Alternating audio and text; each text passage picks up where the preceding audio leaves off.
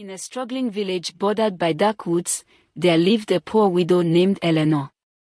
Her life revolved around her son, Jamie, who worked day and night to support her. Tragically, one stormy night, Jamie was involved in a ghastly car accident on a winding road, leaving Eleanor to mourn his untimely death. Little did Eleanor know, Jamie's spirit had not moved on.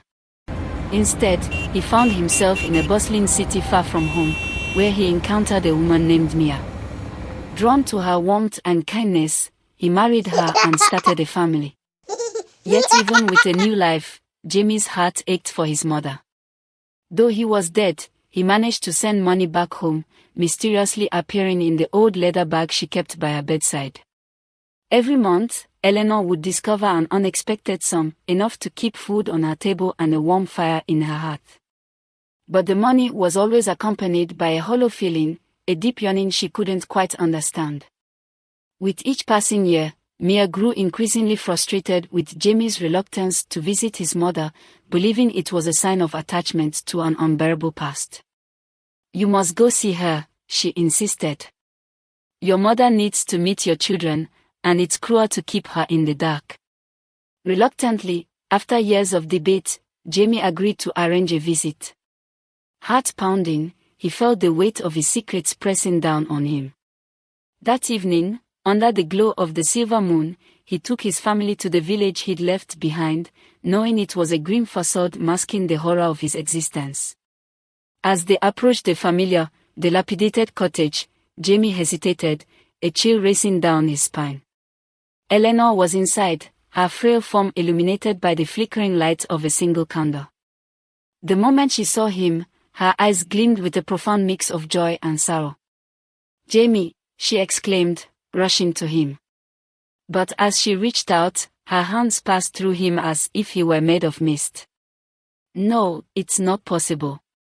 "Mama," he tried to speak, his voice trailing off into a ghostly whisper. "I am here."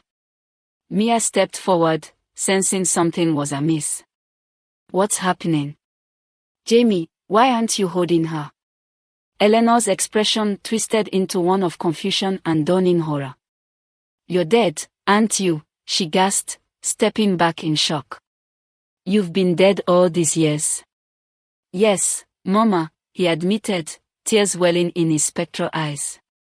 "After the accident, I stayed. I couldn't bear to leave you alone. So, I sent you money." Mia's face paled, realization seeping through her like ice. You've been sending money from beyond the grave." In that instant, a heavy darkness enveloped the room. Eleanor clutched her son's hand, but he felt more distant than ever, an emptiness growing. "But why, Jamie? Why didn't you tell me?" "I wanted you to have a better life, free from grief," he said, his voice breaking. "But now..." Before he could finish, the room trembled, a resonating echo reverberating off the walls. The candle flickered violently as shadows twisted and writhed like dark serpents. Suddenly, Jamie was pulled away, his form dissolving into the air, as if gravity itself refused to let him remain. "No! No!" Eleanor cried, reaching for him, but her fingers grasped only air. "You can't leave me. Always in your heart, Mama."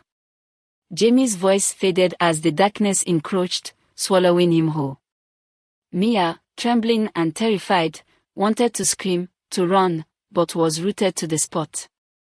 "What have we done?" she whispered, tears streaming down her face as the reality of her husband's ghostly existence settled in like a heavy fog.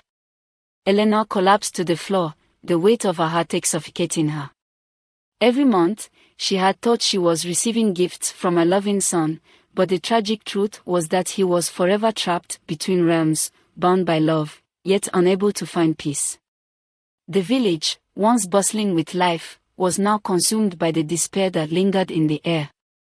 The latch of Eleanor's door rattled, signaling the arrival of another package. A letter slid through the crack, the last communication from Jamie. It simply read, "Find me under the stars, Mama. I will always be with you." And so, Eleanor sat at her window, waiting and hoping, forever haunted by the love of her son who couldn't leave, while Mia realized, to her dismay, that their family was destined to be shadowed by the spectral remnants of the past, the haunting beneath the stars.